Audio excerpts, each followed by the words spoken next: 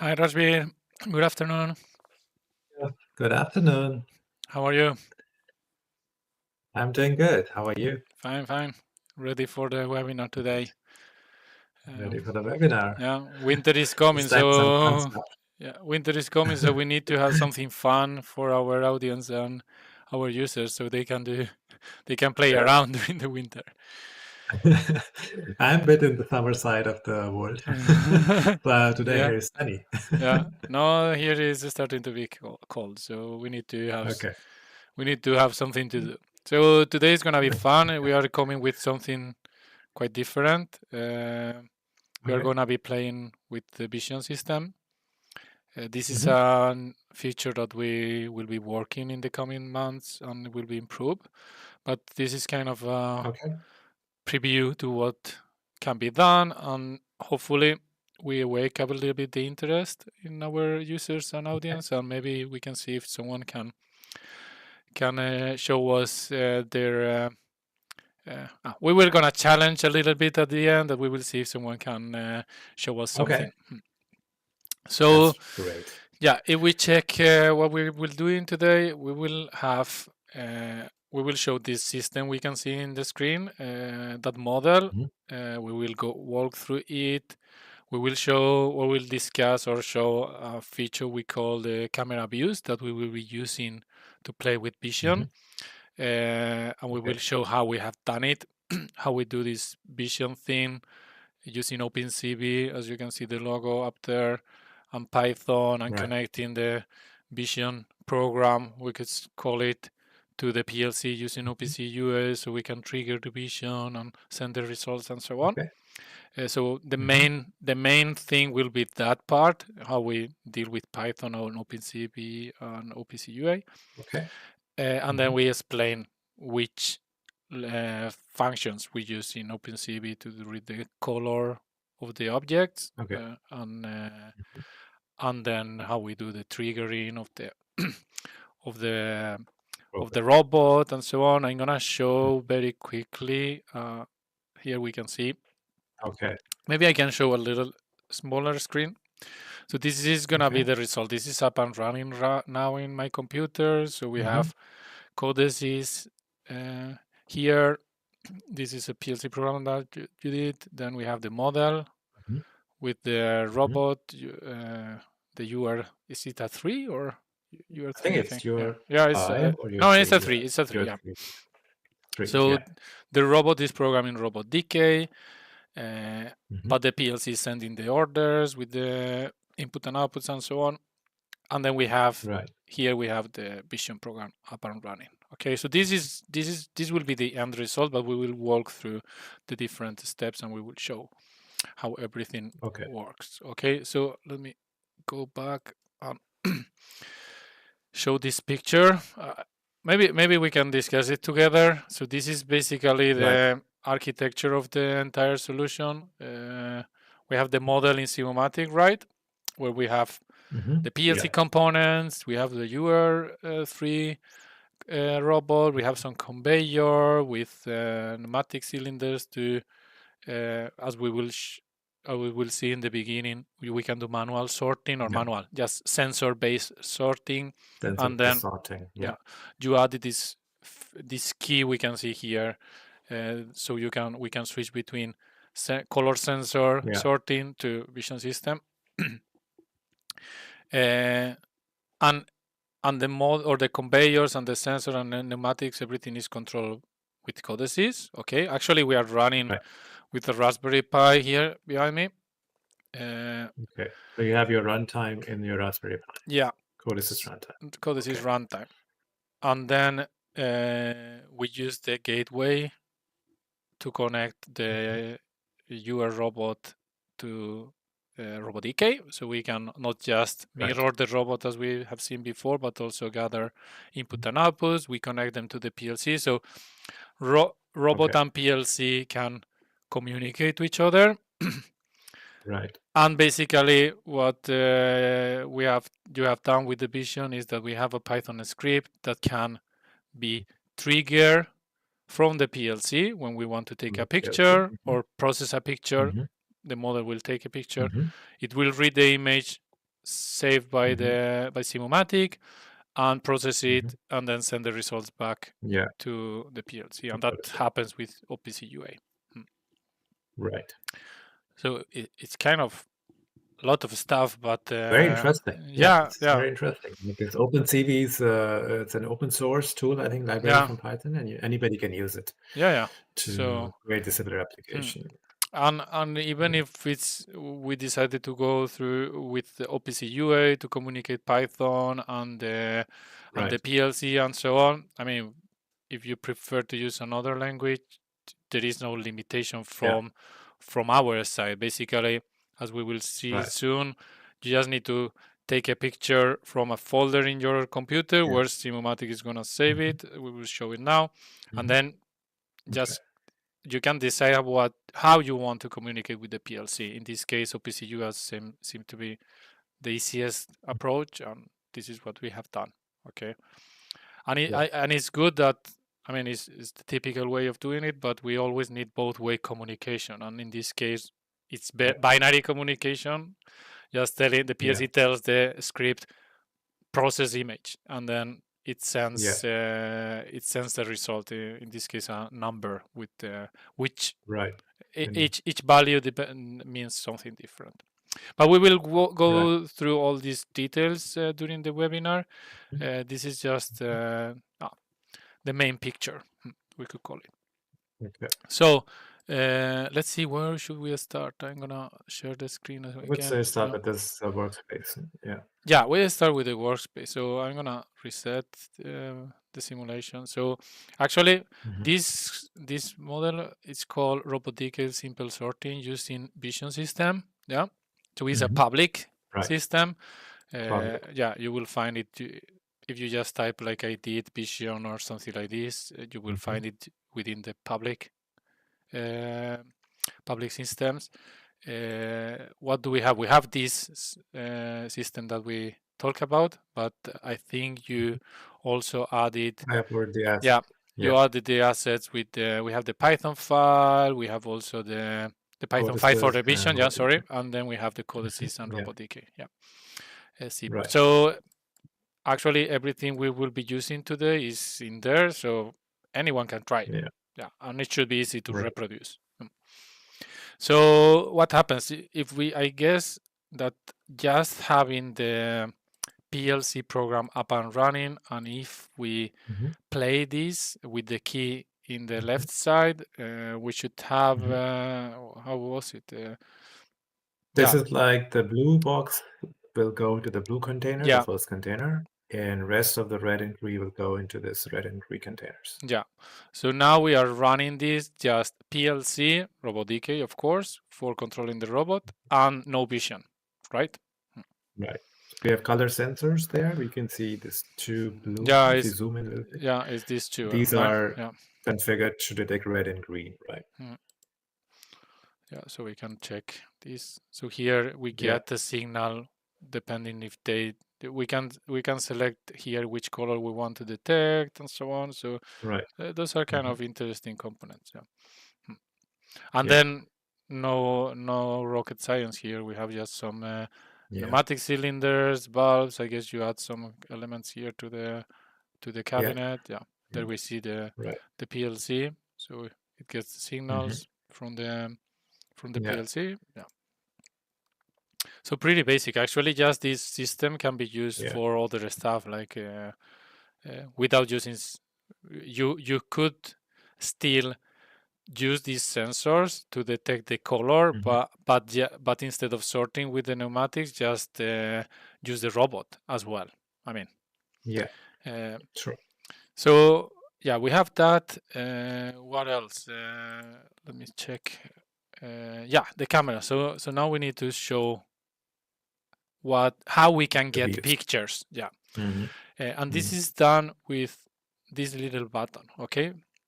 So far, this is the easiest way we have now in Simumatik to create what are called synthetic pictures, or a synthetic camera.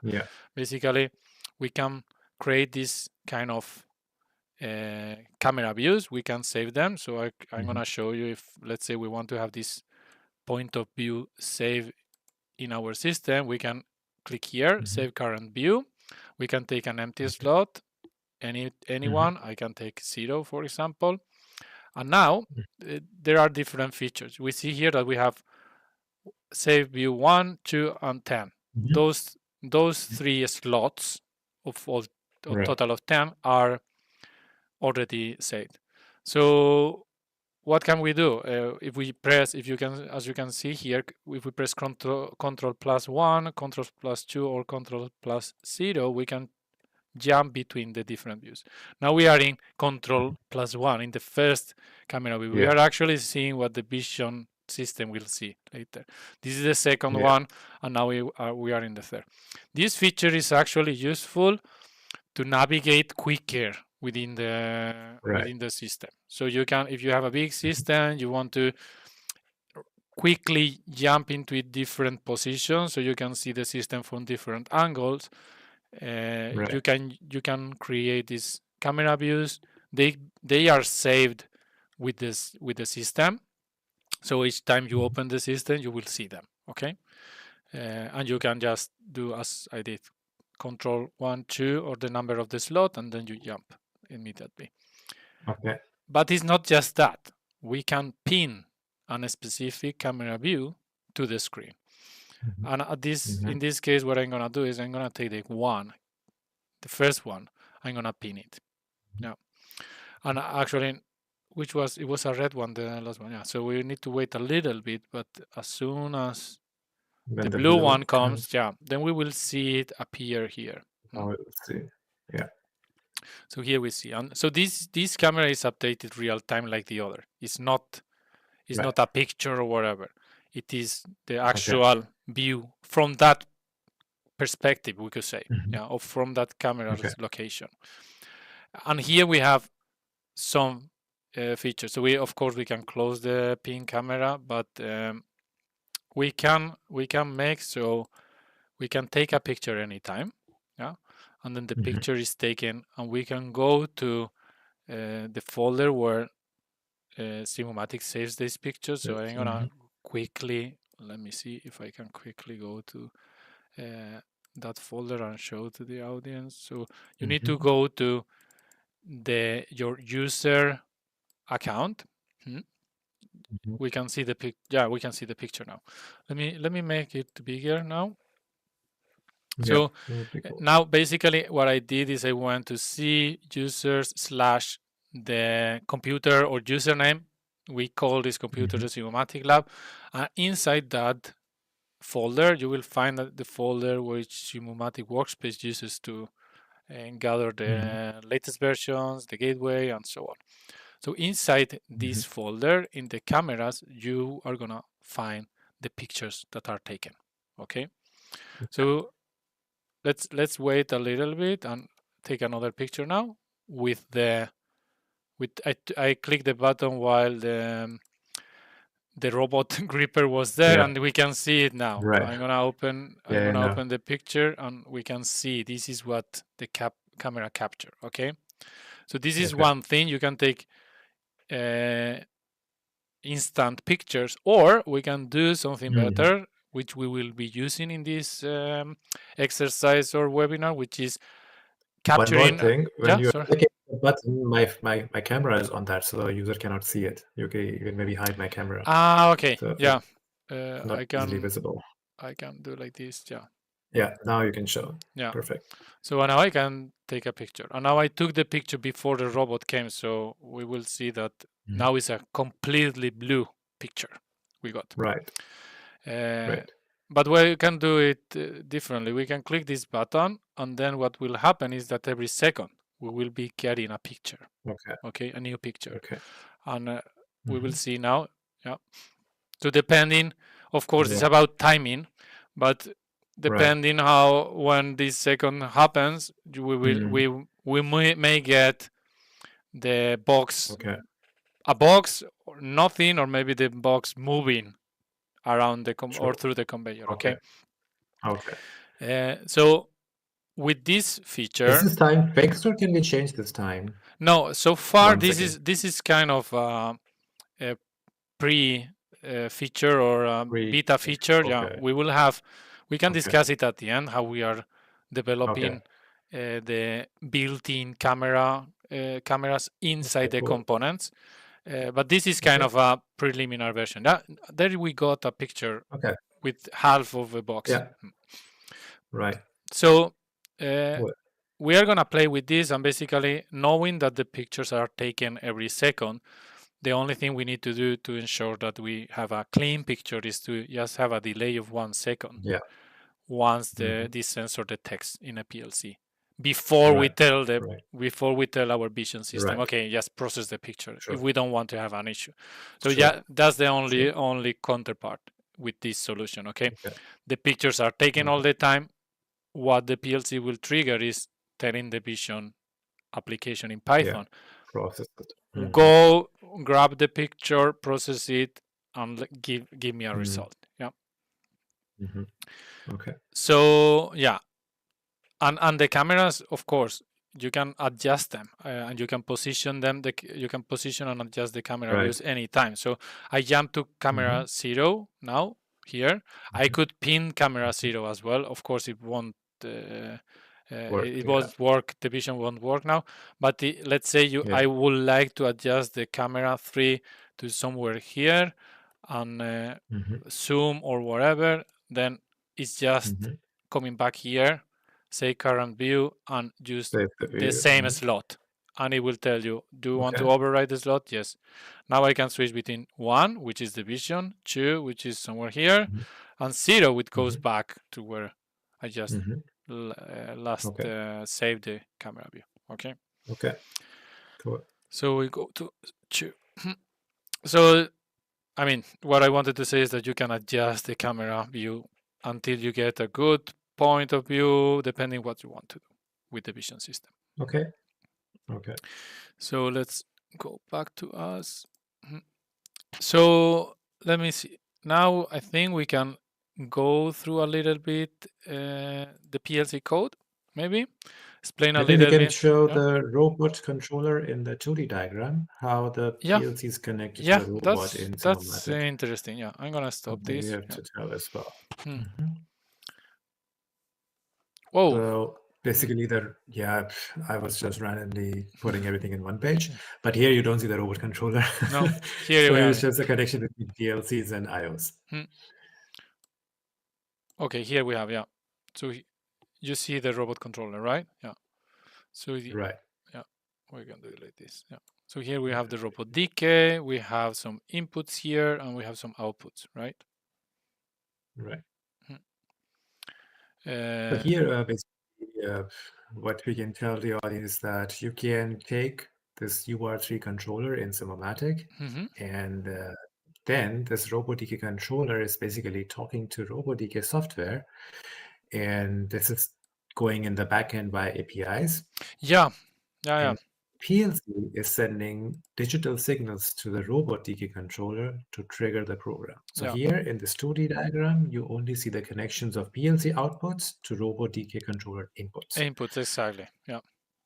And the opposite. That's the only connection. Yeah, and the opposite. We have the outputs from the RoboDK to the PLC. Because we have a handshaking signal when the robot is ready or robot is not. So RoboDK send the feedback which reads into a PLC to acknowledge that. We can see it here how the output 6 is connected to the input 1, the output 7 in the PLC to the input 2 in the robot, and so on. Yeah. And here we have the feedback from the vacuum gripper connected to input 0. Right. Yeah, and this, I think we have in the academy the tutorial to integrate Simumatik with RoboDK. We use this script here. I don't know if we can see it. I think if I click edit. Yeah, you can see it. You can see it. I don't know if it will open the. Maybe just stop the script and then you can see it. Yeah, that's true. Let's just double click on it, and then you can see it. No, if I double click it doesn't. Let me see. Right click and edit. It should open normally. No, let me see. I have it. I have it in the computer, so maybe I can just open the script with the Python. I don't know. So I'm gonna do that. Yeah. Let's do this.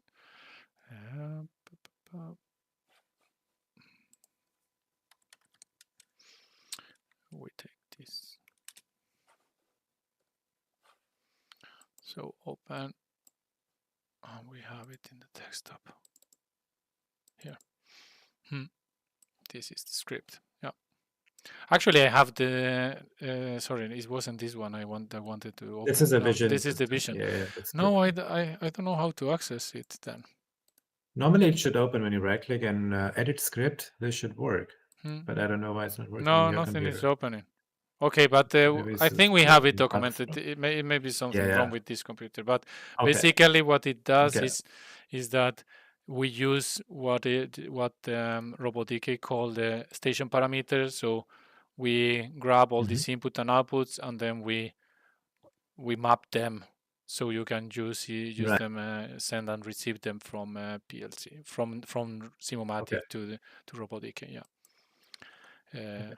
If I don't remember wrong, yeah, what we are sending from Robotdk controller is two variables, send and receiving, inputs to send all the inputs and outputs. So what we are doing in that Robotdk Python script is just getting int0, int1, and int2, which are the variables used later here, and the same with the outputs. It's just that mapping. Maybe you can minimize the window. Yeah. Okay, now we can see.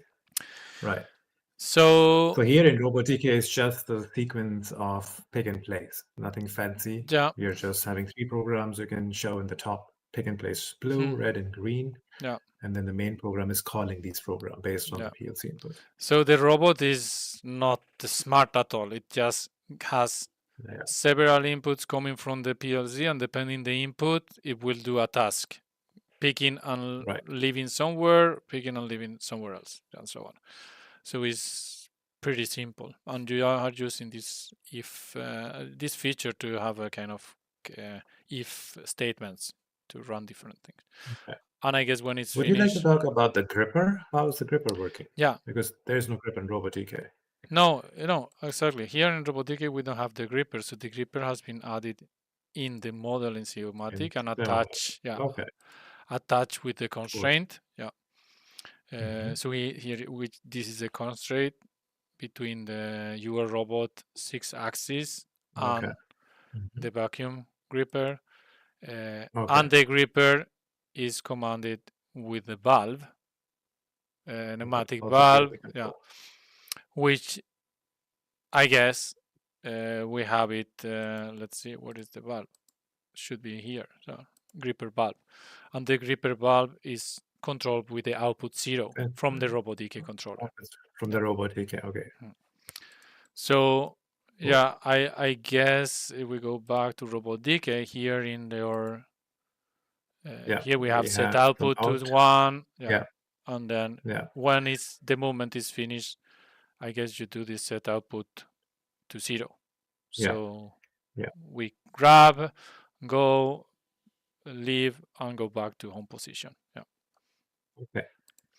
So pretty simple. Here we can see actually the all different 4 positions that have been saved. This is the picking, and then we have the 3 boxes position. So pretty simple, and we know the integration works well, really well with Robotdk. So actually, if you just set up the robot controller here in the robot controller, you just set up the name of the controller, UR3, which needs to be the same name as you use here.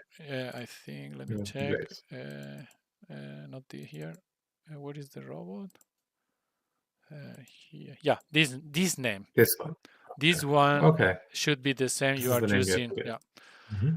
And you can have several robots and several controllers in Simumatik, and you can, different instances of Robotdk or whatever. Yeah. Of course, you need to use then different I/O mappings and all this stuff for different robots, but you can have several robots at a time. And if you do that and you click play, you see the robot starts mirroring and everything should work. Yeah. And now let's see if I hope I didn't stop. Yeah, I stopped the mapping and I stopped this. Let me see if I need to add the loop. Yeah. So we have it up and running. Now the robot controller is running. Okay. So we have that, and then maybe we can just walk through a little bit the PLC program before we start with OpenCV. Yeah, sure. Yeah. So sure. here we have the code in codices, some global variables, input and Maybe you output. can make a full screen Yeah, I because can do. it's very, very small. Yeah, I can do it. And I think Okay. I can do some zooming here. I think in the program you can do, but in the iOS, I'm not sure if you can zoom it there as well. I Program think. can be zoomed, but it is visible. I Yeah, think it's it's visible. much Okay, visible. yeah, you can see it. Yeah, So typical variables, inputs, outputs for Simumatic to map built. the input and output cards. Okay, which we Okay. have Yeah. here. In the PLC. I guess Exactly. yeah. Here we have the digital input and output cards. Mhm. The thing is that we want the vision system also be able to communicate with the codices. So this is why we have the trigger vision boolean variable I was mentioning before. So this is the one that the PLC will activate to tell the vision. Let's take a picture, process it, and then give me the result. And the vision script will write in this variable. And that will be done using OPC UA. So exactly the same way we add the symbol configuration and check the variables that Simumatic needs to communicate with codices, we also need to check these two. So because we are going to use OPC UA also for the Python script. So basically, those are the variables that we allow to be visible on through the OPC UA, yeah. And then you do some mapping. I know you like to do the mapping like this. So take the inputs, move to the different variables, and then you do the writing, the mapping for the outputs as well. Yeah. So you use program variables and then you map them to the input and output, and then this is your program. Maybe, yeah. So that we can zoom maybe with Control plus if you like. Yeah, I can zoom it like this. Yeah. So yeah, I don't know if you want to tell much about this, but yeah. Just a little bit. First, you call the read input function. So we read all the inputs from the PLC, from Simumatic virtual PLC, and then we write a basic code to trigger the conveyor, start and stop, some indications to tell if it's running or not. And then interesting part is line number 19, which is sending the vision results from the Python script to the codices. So with the thing which you see gvl.vision result, this information is coming from the OpenCV, from the Python script. And the information will be 1, 2, 3, or 0, or -1. So 1, 2, 3 means which object Python has detected. 1 will be red, for example, 2 will be green, and 3 will be blue. And based on that, I took a tag iRobot program, which program to trigger. And that's the simple code. And after that, if you see line number 25, we have system state 1, and then you see line 27, sorting control. This is the key which you have in Simumatic. Yeah, if this is false, then the sorting is by, if it is false, then the sorting is by color sensors. You can see the code here, very simple, pushing the cylinders and retracting. And if you go to line number 49, there is an else statement where we are doing the vision control. So in this case, when the sensor is true and robot program is coming from the OpenCV and robot is ready, then we execute. Then we execute the vision system. We trigger different programs. In the robotic. That's it. It's a very simple program. If somebody wants, they can view it and also modify it, optimize it. Yeah. So it's nothing fancy. Yeah. So now this is running. Let's put all this together. Now we are gonna just start the vision system is started. So basically, what we need to do is let me see what I'm missing. Codices is not here. You just need to turn on the key. Yeah. So let's hide the panels, turn on the key, and I don't know, maybe I turn it too quick. Turn it in between. Yeah, you can turn it off. Let's turn it on now when we have a new product coming. So now we see the product passed all the way. Let me see. I'm gonna restart the vision program just in case. Yeah. Now we saw the picture was taken. These pop-ups are coming from OpenCV. So OpenCV, yeah. And you can see in the command terminal, you also see the RGB values for the products. Yeah, Red here, product, yeah. green product, and so this you can explain in OpenCV. Yeah, we are gonna discuss that now, but at least now the audience saw that, okay, we just switched the button, I restarted the Vision script, and everything is up and running using Vision pictures. And basically what we are seeing here is that the picture is being opened by OpenCV in a window and then processed. That's why we have these pop-up windows. Right. Yeah. So yeah, we can leave that going, and we can discuss the Vision program. Okay.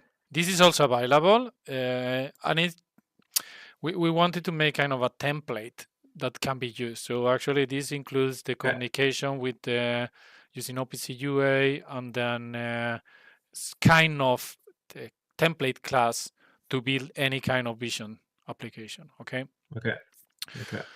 So this is the class we call Vision System, and if we go all the way down, what we see in the main program is that we just make an instance of this main class, Vision class or Vision program class.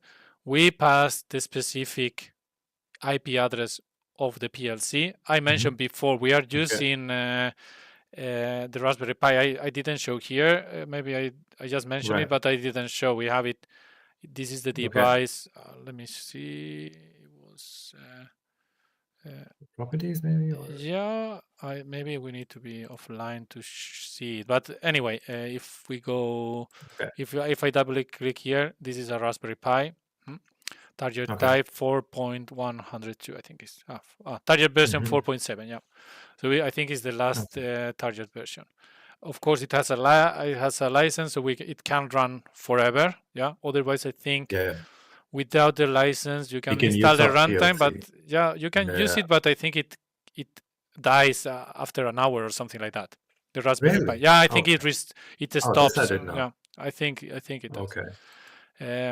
So basically, with this template class, you just need to tell which is the name of the OPC UA variable in your PLC, which will trigger. So which is the variable that the Vision system needs to read to get to know when it needs to process the image, and then the result name. I think we can improve this class because, for example, the folder where to find is hard-coded, even the path to the PLC tags and so on. But yeah, maybe if we improve it, we will upload it to the folder, and maybe it's not exactly the same the users will find if they look at this video. But yeah, so if we go back to the Vision system, what happens here? This is the main class, which basically has some default values for the OPC UA address, the trigger variable, and the result variable. And basically what it tries to do when we call connect or start the Vision program, it will go to the network, check if it connects to the OPC UA server using the URL that have been given, and then it's gonna try to find those variables within the global variables. Okay, that is what I mentioned, that depending the kind of PLC you are using, this address may not work, so you need to change the code and so on. But but this is the way we kind of crawl and try to find the variable. So we get the variable ID for trigger variable and the same for the result. So now we can easily read and write. Yeah. So actually what happens is that we do this subscription thing. OPC UA has this subscription publishing feature, which will make that each time the value in the trigger variable changes, it will call this data change notification method. What we do then, we double check the name of the variable in this data change method, and then if the variable is true, we execute the Vision program, and when the variable is false, we send a result 0, just kind of resetting. Yeah. Okay. Okay. So this is the main program, and as you see here, or the main class, sorry, the vision program is empty. Okay, so this is kind of the template. You could use that to do whatever you want. So what we have done later is that we have a specific class which inherits from the main class, which basically just implements the vision program for this specific case. And in this specific case, we know what we want to do. We want to go to the to this folder, grab this picture, and now we can go through the OpenCV code. But basically, what will happen at the end is that we will need to send the vision result. Okay, any number, -1, 2, 3, whatever we do. Yeah, and this is basically where OpenCV is used. Okay, in just that piece of code. Okay, this method called vision program, and there is not much. I mean, then we instantiate the class, this second one, which the one that has implemented the vision program, and just run it. Okay, just to know, when somebody wants to add another product, let's say color yellow or brown, so they can add else if we go a little bit down, of course. line number 114, you can add another else if and add different colors. And in the array, the numbers which we see is RGB values, right? Yeah, 26, I think we can. I think we can go through this code, and maybe I could open.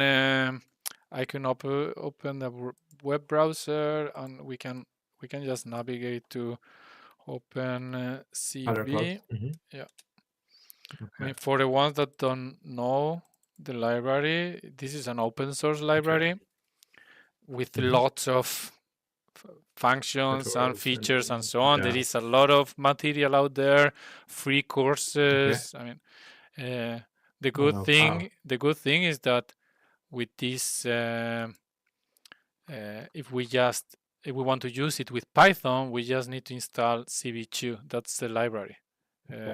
Actually, maybe before I say, I'm gonna check the name of the library, but I think OpenCV Python is called the library. Python.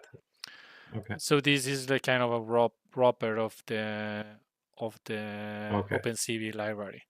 Yeah, and using pip, you can install it very easily. I think you can just do pip install OpenCV Python, copy here, go to the terminal, install the library, and then you start using it as it says here, import CV2. Yeah. Okay. So interesting.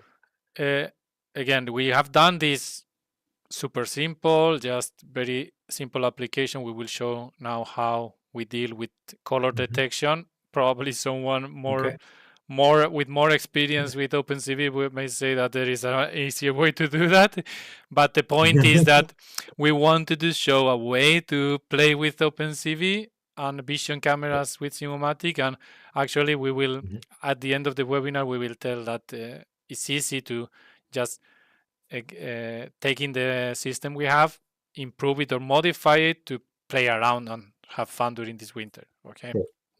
Okay. So yeah, we use NumPy as well, typical library when you deal with processing data or numbers and so on. So easy peasy. There is a method in OpenCV, of course, to read an image. Yeah. Right. And and this is what happens. This is why the image is visualized in a window when we run the script. In show. Yeah, because we call image show, and this is something that is good to do just for debugging or whatever, just to make sure. Okay, let's say you are getting bad results. It's good to know to check if you actually are reading the image you think you are reading. So this is a way to confirm that you load some data and it is actually what you. Then this is typical thing in image processing. You need to, of course, you read them in image, but this is in, well, let's say, image format. We need to convert it in something that we can play with. numerically. Okay. And this is what you do, kind of shaping and reshaping. So you create a matrix, we could say, or instead of having just a series of numbers representing different pixels and colors and so on, you convert it to a matrix to width by height of the picture, and then each of the pixels will be represented with, I think, if I'm not wrong, in this case, a vector of 3 numbers, which will be the red, green, and blue, RGB. Green, blue, okay. So the size of our picture, this is where we get the size of the picture in pixels, and then we reshape the data. Reshape it. Yeah, to array matrix, we can call it, of height, width, and the vector or the RGB values. Okay. And even convert it to floating point. Okay. Yeah. So here we create we use k-means method to just find which are the centers or the most dominant colors in the picture. Okay. Okay. And this is a way to do the color detection. Okay. Let's say you have a picture where you have a lot of pixels with different colors. You can use k-means function to actually gather. You can say, okay, give me the most predominant dominant colors in that picture. Yeah. Okay. Yeah. So for example, if an image has 70% red, 30% black, you will get red as a result, because red is dominant. Yeah, depending how you configure this method, you can actually get red and black in a specific order. So you know the red is maybe the most dominant, and then you have some black, and you may have some others. Yeah. Okay. Yeah. So basically, this is we don't need to go through this because I think we actually got it from some tutorial. So I mean, this is nothing we have invented. This was an example. But basically what happens here is that you do all these tricks, yeah?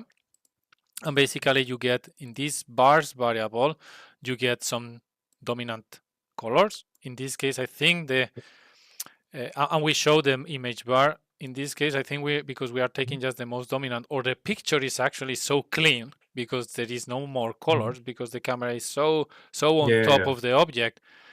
We just see 2 red pictures. We see the when we run the vision program, we see we can see 2 images popping up. One is the picture from the image camera, from the camera view, and the other one is actually the dominant colors. But they are both red, because or red or green or blue or whatever. Because so if we move the camera a little bit, then we can see the difference. Yeah, we can do that experiment before we finish. Yeah. Okay. And see what happens. Okay. Yeah. And basically now you already have some result, so we can see, okay, these are the dominant colors. If we don't have, for some reason, good result, or we don't have dominant colors, because this k-means doesn't actually detect something is actually dominating the picture, a color, then we give a result of -1 to the PLC. Of course the PLC needs to deal with that. I don't know what you did in this case, but you could throw away the product, or I don't know. Reject it. Yeah, reject it somehow.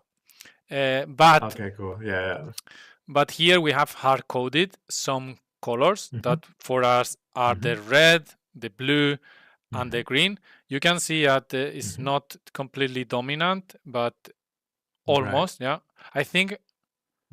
I don't know if RGB. I think maybe do you know if these texts are correct? Because I guess it should be red, green, and blue. I don't. Yeah, this is the first one. Dominant color, no valid. Else if. Because basically this is the values I get when I check the terminal window. Yeah. Okay. We can see what the values and then what is blue or whatever, because RGB. Yeah. Maybe it's. I don't know what it. Maybe because of Yeah, we can check again once we are printing it. Actually, what usually you need to teach your vision system. So in this case, what the most common thing to do is that when you get a dominant color, you can print the value of the color to see when you have a red box in front of the camera and the k-means give you a result with some images, you can just actually print the colors, which is the dominant, and use it, hard code it here to say, okay, if I'm looking for red, I want to see the minimum difference between the dominant color and my red, okay, what I consider red product. So basically what we are doing here is measuring the distance, color distance between the dominant color and what I consider a red color. And if the distance in this RGB color scale is lower than 10, I could say actually I'm pretty close, so it should be red. So 10 tolerance. So kind of distance is less than 10 to this color, it's a red, or it's a blue, or it's a green. And basically that's one. It could happen that I detect something, but for some reason I end up adding another product which is sent red, green, or blue, and I have a dominant color, but it's none of those. Then it will also send a -1. Okay. So we have two options where the vision camera won't recognize. One is not finding a dominant color at all, and the second one is when the dominant color is not close enough to what we have defined as valid answers. And here we see that actually we are printing here the dominant color. So we see we have considered this as blue, even if it's not exactly this number, but the value is close enough. Closer, So because our blue is 316, 180, 74, but here we have 220, 180, and 69. But it's 4 and 5, it's 9 points away. So it's close enough for us. But it can be unrecognized, like here. So that was the vision program, and basically what happens is that after that it closes all windows, and after 3 seconds, and that's all. This wait key is just kind of a sleeping method, and it closes all the windows. So it does print the color, the dominant value, or the color, or it does print what actually the vision did or recognize or not, and the color, and then it opens those 2 windows. That is what happens. So that's all. Let's go back here. So let me restart everything, and we are gonna click play here.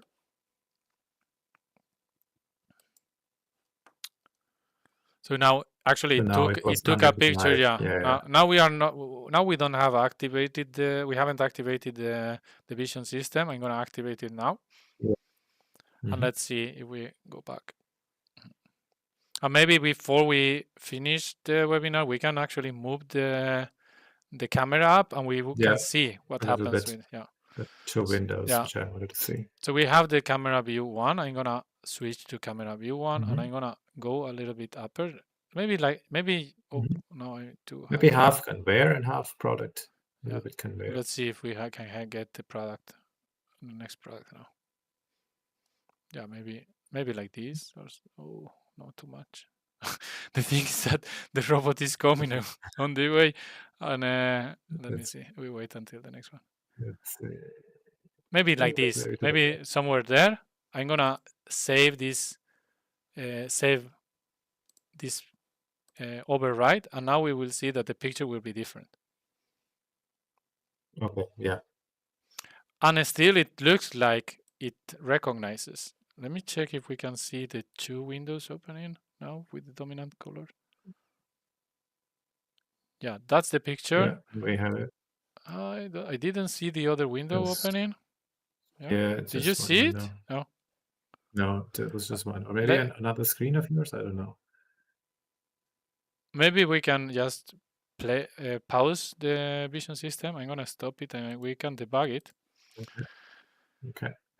Let me see. And I'm gonna stop. Next picture, I'm gonna stop here, and we can actually run the code and see what happens. Yeah. So now we are debugging here. We load the picture. We show it. Oh, now you see it. Yeah. Now. Yeah. I know what happened. Now the thing is that the picture was replaced for the next one because it's taking a picture every second, so you need to be very quick. So let me see. I'm gonna do it. I'm gonna pass this, and I'm gonna have a breakpoint here instead. Okay. So let's see. I think when it's not recognized, it throws them to the blue box anyway. Okay. Yeah. So now we are here. Let's see. What happens? Okay. Here I see the window here. It went to somewhere else. Let me see. This is what I was thinking. Now we see here it was red and blue. So let's see if we can get the next image.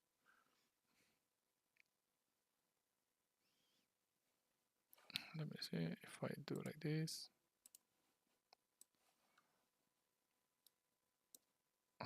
No, I don't want to open this. Yeah, now here, you see? There you go. Now we have two dominant colors. So actually the k-means is taking just the two most dominant colors, which is taking most of the times the box, but this blue part of the recipient is also there. Yeah. Okay. But anyway, in the end, it selects the green, right? Yeah, it selects the green because I guess the code is kind of trying to find. Here we do. You see the screen. Maybe I need to do like that because Visual Studio is behind us.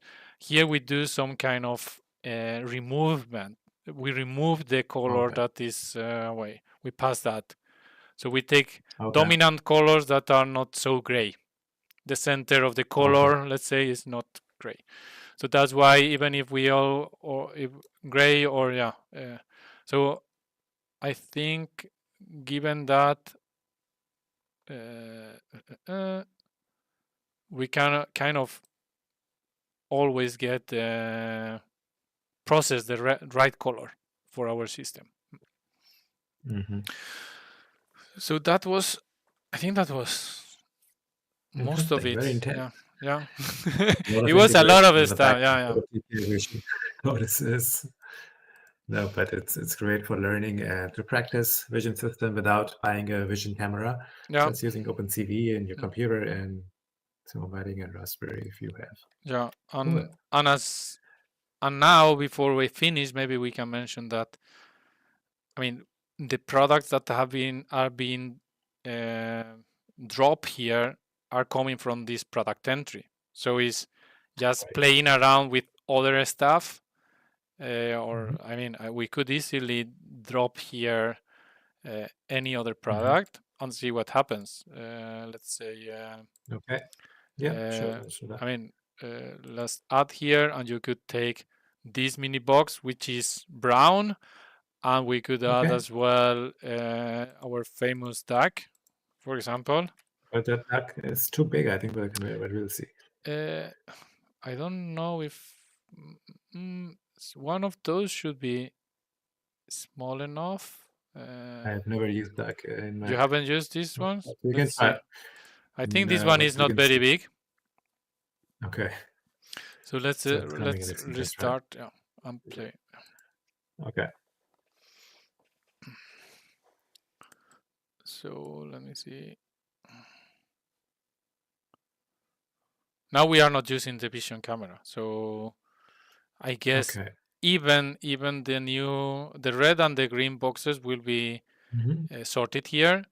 But let's see now, because we have the product entry in sequential mode, it's gonna drop. Yeah, it's Oh, oh, that was a was big box. Let's see if we can. I thought it I think was the a big mini box has box. to go Yeah, out. I think it was. I The thought it box was has a. to go out. Yeah, I need to remove It it. will not inject the duct No. because I have enabled only one box in the line. Yeah, but I can remove it, and now the tag is coming. Yeah, Oh, we there it see. comes. I don't know what's gonna happen now So we with have it. to Yeah. see what's okay. No, Nothing it happened. didn't work. It didn't work. Okay. But I mean, it shouldn't Does be the more vision difficult. recognize? Can you take the vision in the VS Code? What does the VS Code do to the stack? Do we have a camera No, I or think the something? camera is Okay, actually now the it's camera is overnight. lower than the DAC, so yeah. Yeah, true. So, No, okay, it didn't this is work. interesting because now you mentioned that we are making a new component, which is a camera, which we can Yeah. place anywhere. Do you want to talk about that? Yeah. So let me close this, and we can go to the last slide. Yeah. Yeah. So what we have seen now is that we can add these camera views. Okay, and this is something that initially was developed to help users to navigate quicker or jump between different places or camera angles when they are commissioning their systems or whatever they are doing. But we decided to add these extra features to be able to take pictures or have this automatic kind of recording to allow start playing with with vision objects. What it is right now in our pipeline is that inside the components, the same way we can model physics, we can model sensors and so on. One of the sensors will be a camera sensor. So we will be able to parameterize that in the component editor, set that camera to any link in the component, and that component could look like a camera wherever you want, as you know, but it will record and save the pictures taken from that position. And we are talking now about grayscale pictures, RGB pictures, and probably even depth buffer pictures, or this kind of how you call? Yeah, I think they are called like depth pictures. So you see pixel intensities depends on how far the object is from the camera and so on. Kind of this kind of LiDAR. Yeah, like a 3D camera thing. Yeah. So the idea is to allow all these kind of different views and allow as well more possibilities to access the pictures from those cameras, not just saved in the saved in a folder, but maybe streaming and so on. So we are working on that, and that will allow to attach these camera objects to anything, and that could be the robot grip, the robot 6-axis, or it could be constraint on top of an AGV or whatever you want, so you can actually play. Or I don't know, just an axis or whatever. So that will be quite interesting. At the end. So this camera is just taking the photos, or can it also make a video? Yeah, that's just photos. We hope we will be able to take videos and actually be able to have several cameras at the time and all them streaming or taking pictures at the time. Wow. Interesting. At the end, is it there any effect of light in the workspace when we're doing a photo? Yeah, I mean, right now we don't have lights activated, but we could easily just like, let's come here. We add the light we have. It is really important. The screen if yeah, sorry. Something. Yeah. I think we have how was it called? The work. It's called lamp, just workshop lamp or something. Yeah, the workshop light. Yeah. So if we add this workshop light, which is one of the components we have some which can generate a light source or represent a light source, we can move it here. Let's put it a bit higher. So, and as you know, here we can have the we can power up it. Yeah, We can have the intensity interesting, that we can play with shadows and so on. We need to enable shadows. Those are expensive, but we need to enable them here. And actually, we want casting shadows in different components and so on. You see the difference? I don't know if it was you have to play clear. it, and then you will see a light. Yeah, but at least we see some shadows now. Even without these light source, we can see the shadows from the components, from the ambient light and other light sources that we have in the workspace. Because here in the scene, you see we have different lights in the components, hemisphere lights, and so ambient light. All those lights are always by default activated, and we can play around with them. If I click play now, let me see. We should have what? Yeah, we see now that we have a light source and everything changed. I mean, we can see this looks pretty more realistic. We can see here the UR robot, shadow effects, and so on. So depending the intensity, actually it affects you. Here we have the big box. Okay, I forgot to remove. Yeah, it will be different. So of course, it is important to play with lights and so on, because the image quality may be different, and if you want to validate the robustness of your vision program, it is important that you use images as well, and you play with different intensities and so on. I mean, we can reduce this to just 50, and now we have less impact on the light up here compared to the ambient light and so on. So in the end, when we are doing the camera calibration, we have to make sure we put the lights if we want before, and then record the RGB values. Exactly. And then your final testing. Yeah. Cool. And I mean, the focus, we are just done with the webinar, but the focus today was to present the possibility to use OpenCV and so on. Once the new feature is up there, I mean, we will be able to use OpenCV the same way. It's just that it may change the way we gather the pictures, because we will be using component cameras instead of camera views to get more different kind of pictures and so on, more resolutions and things like that. So cool. I hope it was interesting. Yeah, and again, I think we can mention that we really want to see our audience playing with this system. So for the ones that can publish some results, modifying this system, adding different products, playing around with OpenCV and so on. If they publish some video, GIF, or whatever in social media, in our channel, tag us. We are, by the end of November, we are gonna give some gift cards or promo codes for Simumatik subscriptions. Yeah.